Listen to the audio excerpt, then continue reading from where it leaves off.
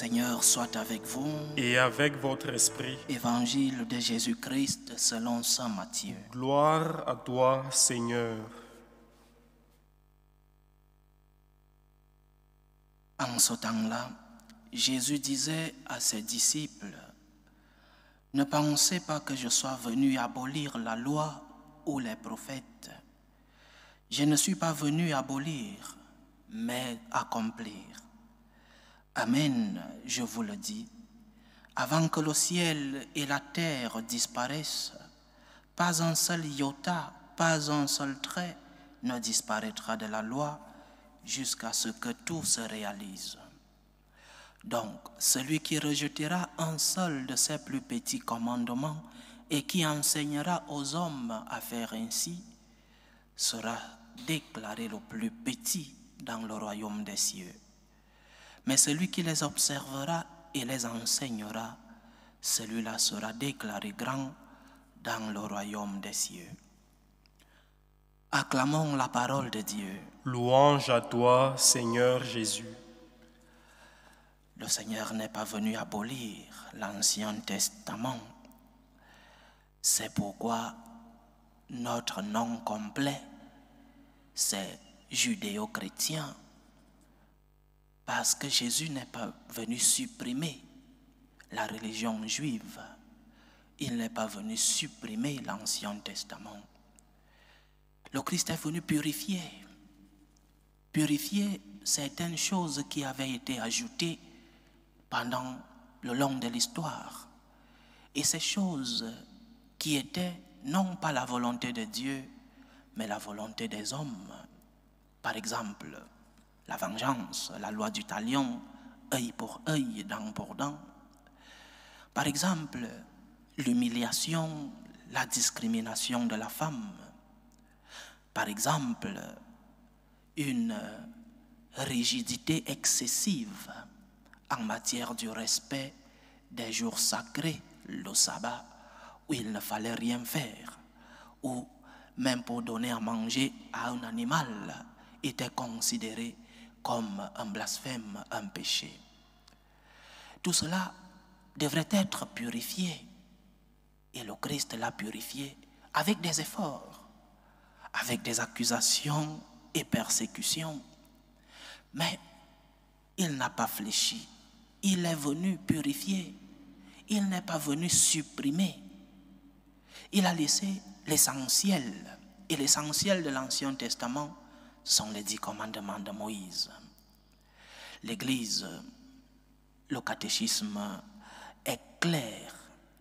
L'Église nous enseigne que ces 10 commandements sont objectivement, d'un point de vue moral, ces 10 commandements sont objectivement une raison de les respecter. C'est-à-dire que la loi de Moïse, les 10 commandements, ne sont pas des lois subjectives où quelqu'un pourra choisir ce qu'il veut selon ses circonstances. Où quelqu'un pourra dire, moi il me semble que, et l'autre dira, moi il me semble que ce que tu dis, dans mes circonstances, ce n'est pas vrai. Ce sont des lois objectives, les 10 commandements. On ne peut pas dire que dans certains cas, je peux tuer. Et dans d'autres cas, je ne peux pas. Non, tuer est un péché. Tu ne peux pas dire, je peux tromper mon conjoint dans certains cas. Et dans d'autres, non. Tromper son prochain, l'infidélité, c'est un péché. Donc, les lois, les 10 commandements sont des lois objectives.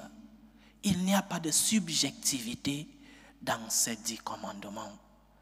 Ils sont objectivement praticables, respectables. Tu ne peux pas dire que dans certaines circonstances, je peux mentir.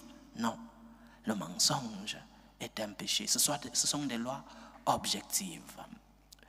Nous pouvons discuter sur d'autres choses. Par exemple, nous pouvons discuter sur la quantité d'aumônes que nous pouvons donner. Mais nous ne pouvons pas discuter du fait que nous ne devons pas voler. Nous ne devons pas voler. C'est une loi indiscutable. Elle est objectivement une raison à accomplir. Je peux avoir beaucoup de doutes et je ne sais pas quoi faire dans ma situation familiale, ma situation économique. Je peux avoir des doutes sur l'aumône que je dois donner. Mais je sais que je ne peux pas voler.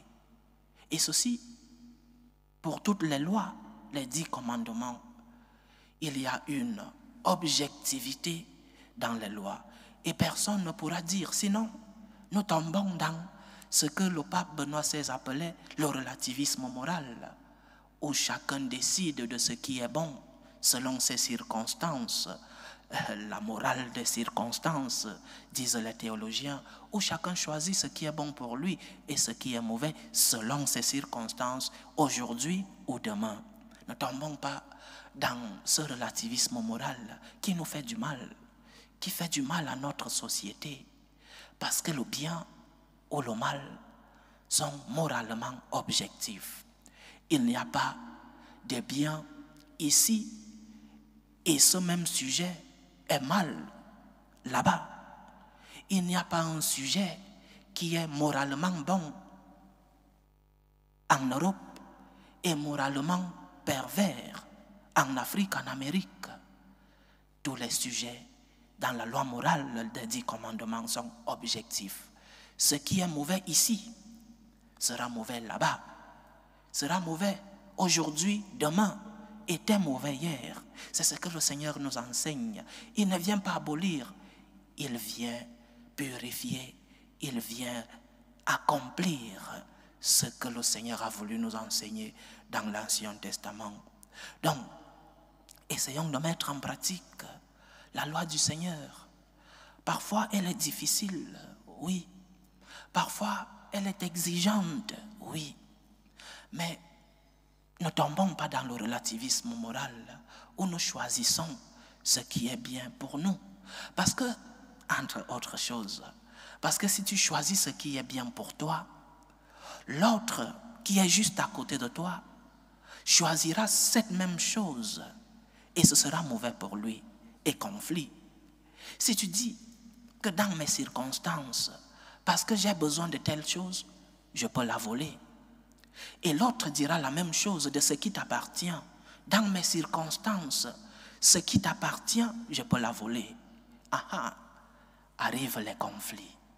Donc, si nous acceptons les lois, les 10 commandements, dans leur objectivité, nous construisons la justice, nous construisons la paix, nous construisons le règne de Dieu en conséquence.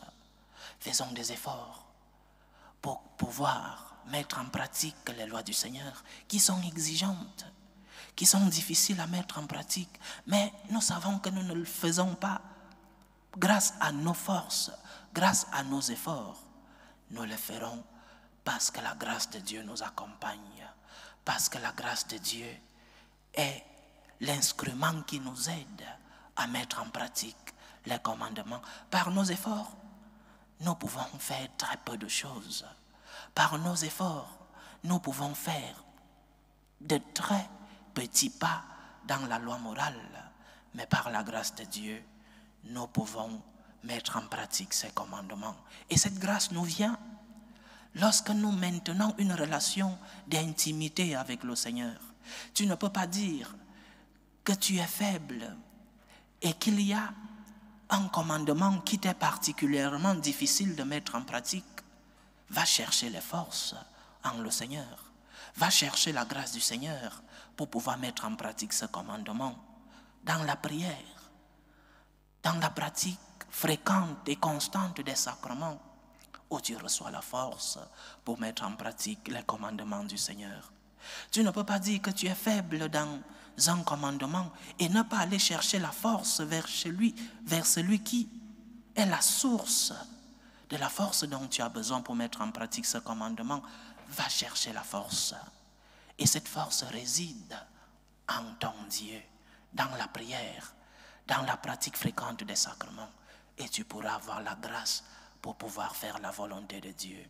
Les commandements, nous devons les respecter.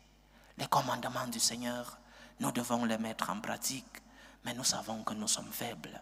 Allons chercher cette force qui réside en Dieu lui-même, en maintenant une vie de prière, en maintenant une pratique constante et fréquente des sacrements qui sont des instruments de la grâce de Dieu. Que le Seigneur nous donne la force, qu'il nous aide avec sa grâce à mettre en pratique ses commandements. Certains sont difficiles, certains sont exigeants, mais nous savons qu'avec sa grâce, nous pouvons accomplir ce qu'il nous demande d'accomplir. Et ainsi, nous pouvons vivre en communion, nous pouvons être en grâce avec notre Dieu qui nous remplit de ses bienfaits. Parce qu'il est saint, il nous amène à la sainteté. Va chercher le Seigneur, il te donnera la force. Loué soit Jésus-Christ. À jamais.